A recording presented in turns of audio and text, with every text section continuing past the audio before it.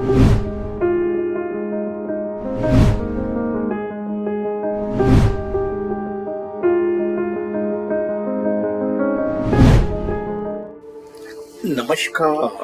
क्रांति वेलनेस प्रस्तुत निरामय स्वास्थ्य का प्राकृतिक राजमार्ग, यह ऑडियो बुक में आप सभी का स्वागत है। हम जान रहे हैं मन के रहस्य।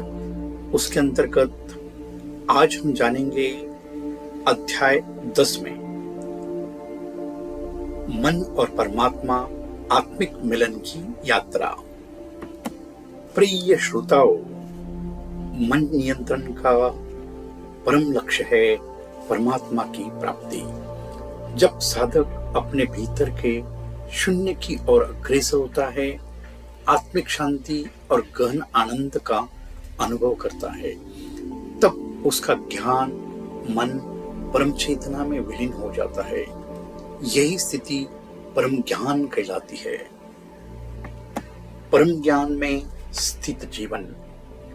परम ज्ञान में स्थित साधक मृत्यु के पश्चात पुनर्जन्म नहीं लेता। वह पूर्णतः परमात्मा में लीन होकर शाश्वत जीवन यात्रा आरंभ करता है। इस अवस्था में सुख दुख, जन्म मरण और समय की सीमाएं समाप्त हो जाती है। जानेंगे परमात्मा का स्वरूप। परमात्मा का स्वरूप सुनिए। परमात्मा न शरीर से बंधा है न भोग से। वह अजर, अमर, सर्वव्यापी और सर्वज्ञ है। उसे किसी प्रमाण की आवश्यकता नहीं, क्योंकि वही सत्य का आधार है। वह न जन्म लेता है न मरता है, अनादि, अनंत और अविनाशी है। जानते हैं मन और परमात्मा का संबंध। मन केवल परमात्मा के सामने ही झुकता है। चाहे हम कितने भी प्रयास करें, जीवन में आने वाला कोई भी आंतरिक या बाहरी तूफान मन को फिर से उसके पुराने स्वभाव की ओर लौटा सकता है। जानते हैं साधना का रहस्य। परमात्मा ही सच्चा ज्ञाता है। जब तक साधक को परमात्मा का बोध नहीं होता, साधना पूर्ण नहीं मानी जाती। माया का आवरण मन को बाहरी विषयों में उलझाए रखता है। माया हटने पर मन सहज ही परमात्मा की ओर मुड़ जाता है। मन के विकार और उनका निवारण। मन में यदि सुख दुख, काम, क्रोध, लोभ जैसे विकार बने रहेंगे तो मन को नियंत्रित करना असंभव है। एकमात्र उपाय है सर्वव्यापी, अचल परमात्मा स्थिति में स्थिर होना। संक्षिप्त में, परमात्मा के हमेशा सम्मुख रहना। जानते हैं परमात्मा में स्थित मन की विशेषताएं।